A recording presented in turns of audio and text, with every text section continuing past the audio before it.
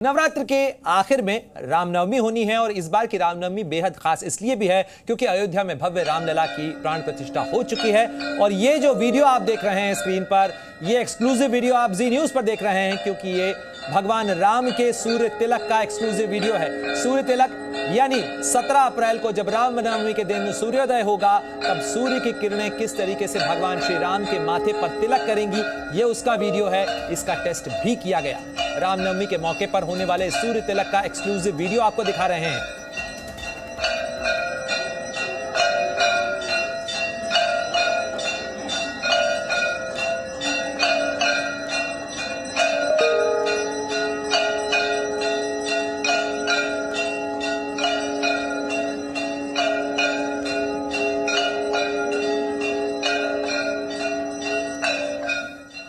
तो भगवान श्री राम के माथे पे सूर्य की किरणें तिलक लगाएं, इसका ट्रायल किया गया है। और मंदिर की जो संरचना है उसे इसी तरीके से बनाया गया था कि रामनवमी के दिन जब सूर्योदय हो तो सूर्य की किरणें भगवान श्री राम के माथे तक पहुंच सकें। इसका ट्रायल भी हुआ है यहां पर और विशेष उपकरणों के सहारे ये सूर्य तिलक इस समय यहां पर हो रहा है जिसका ट्रायल किया गया है। और 17 अप्रैल को यानी रामनवमी के दिन इसी तरीके की तस्वीरें नजर आएंगी।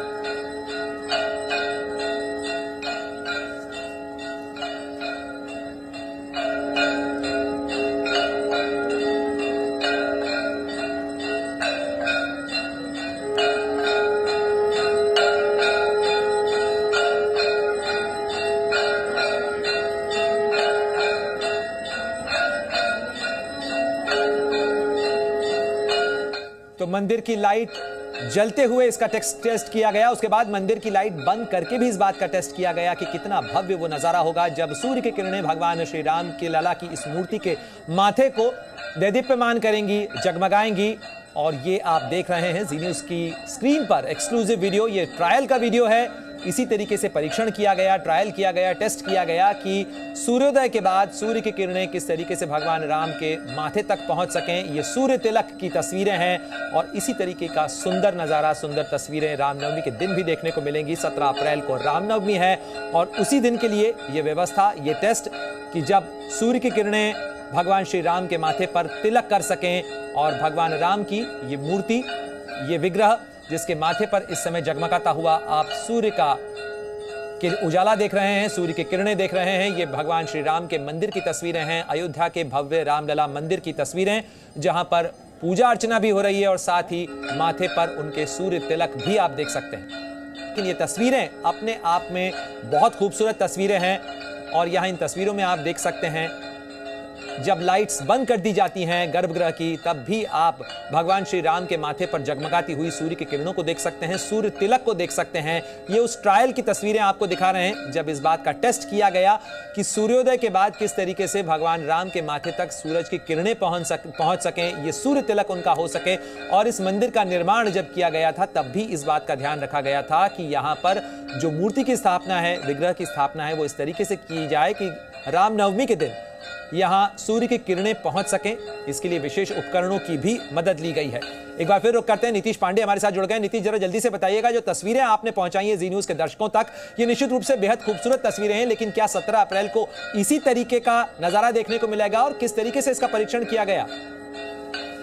देखिए प्रणय, साफ तौर पे जो जैसे रामनवमी होगी उस दिन यही दृश्य आपको देखने को मिलेगा। जो समय होगा वो 12 बजे का होगा। और आपको बताऊं कि इस पूरे दृश्य के लिए वहां पर अत्याधुनिक उपकरण लगाए गए हैं और इन उपकरणों का जो टेस्ट है वो 2 दिन पहले हुआ था और वही तस्वीरें अब सामने आई हैं।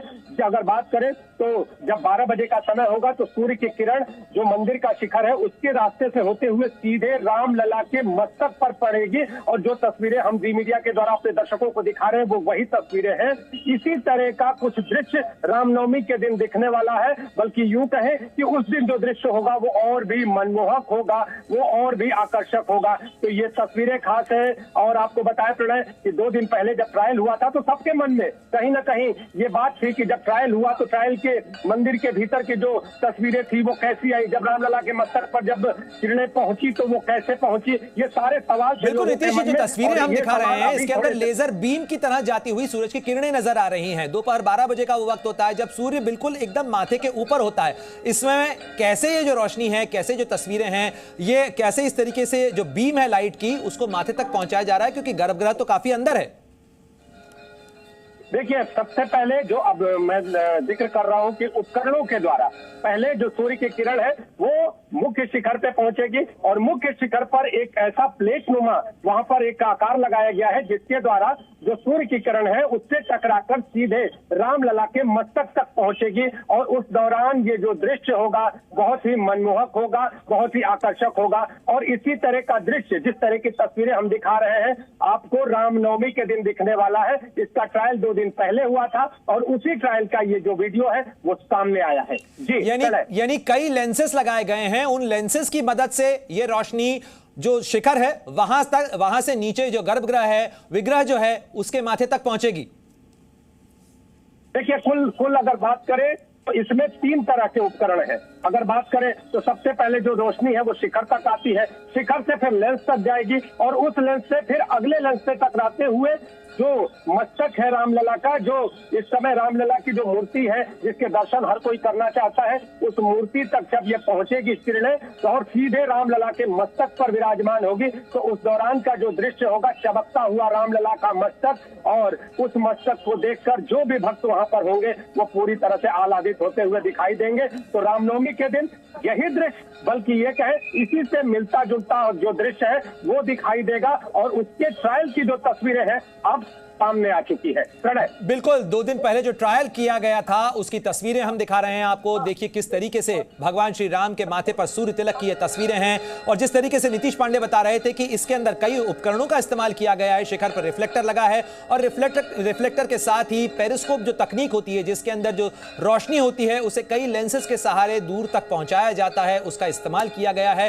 काफी ऊंचा मंदिर का शिखर है और शिखर पर जब सूर्य होगा यानी दोपहर 12 बजे का वो वक्त होगा, क्योंकि माना जाता है भगवान राम का जन्म दोपहर 12 बजे हुआ था, अभिजीत मुहूर्त में हुआ था, और इसीलिए दोपहर 12 बजे के सूर्य की किरणों को नीचे भगवान श्री राम के माथे तक पहुंचाया जाना है, और उसी का ये टेस्ट हुआ है। और ये टेस्ट 2 दिन पहले हुआ है। नीतीश, अगर आप मेरे साथ अभी भी जुड़े हुए हैं तो जरा बताइएगा कितनी देर का ये टेस्ट था और इसके अंदर क्या एडजस्टमेंट करने पड़े हैं, क्या कुछ चीजों का सुधार किया गया है इस प्रक्रिया के दौरान?